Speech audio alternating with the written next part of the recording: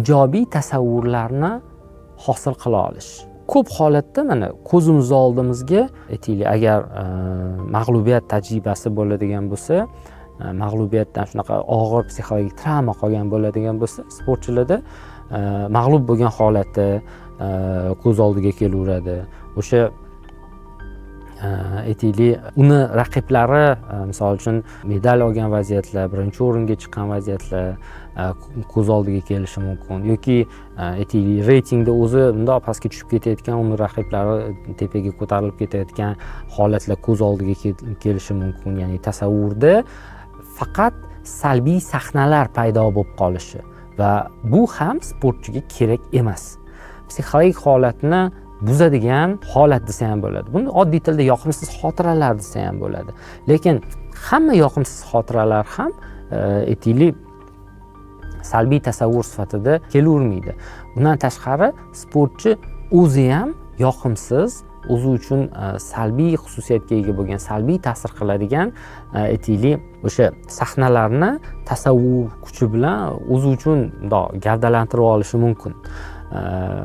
Bu albatta salbiy ichki muloqotni oqibati bo'lishi mumkin, salbiy fikrlarni oqibati bo'lishi mumkin, yoki o'sha salbiy qandaydir tajriba, mag'lubiyat yoki natijalardan qoniqmaslik yoki o'zini boshqalar bilan noto'g'ri solishtirish oqibatida ham yuzaga kelishi mumkin. Umuman olganda, ijobiy sahnalarni ko'z oldiga keltirishni ham sportchi mashq qilish kerak.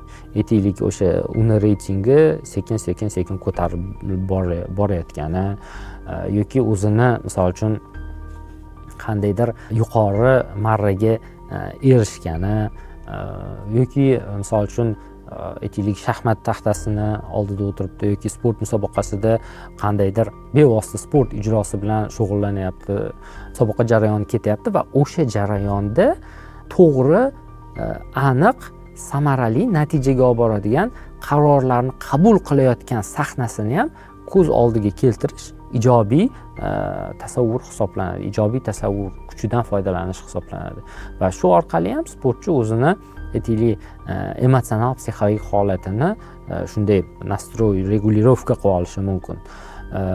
Agar salbiy sahnalar ko'payib ketadigan bo'lsa, insonda muvaffaqiyatsizlikka tomon aytaylik, o'zi bilmagan holatda qadam tashlab qo'yishi mumkin.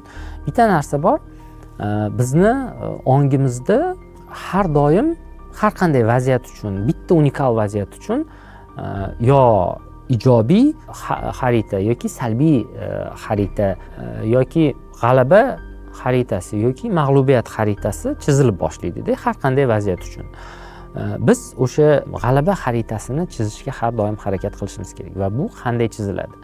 Agar siz mana musobaqa boshlanyapti yoki musobaqa arafasidasiz, ko'zingiz oldiga ijobiy sahnalarni, siz to'g'ri qarorlarni qabul qilgan sahnalarni, siz aytaylik, qandaydir muvaffaqiyatli yurishlar, muvaffaqiyatli harakatlarni qilgan vaziyatlaringizni to'g'ri, tizimli ketma-ketlikda tasavvuringizga keltira olsangiz, shu narsani xuddi kino lentadek ko'zingiz oldiga keltira olsangiz, tasavvuringiz kuchidan foydalanib, sizni psixologik holatingiz kamida aytaylik, xotirjam va o'zingizga ishonchingiz o'sha barqaror holatda bo'ladi.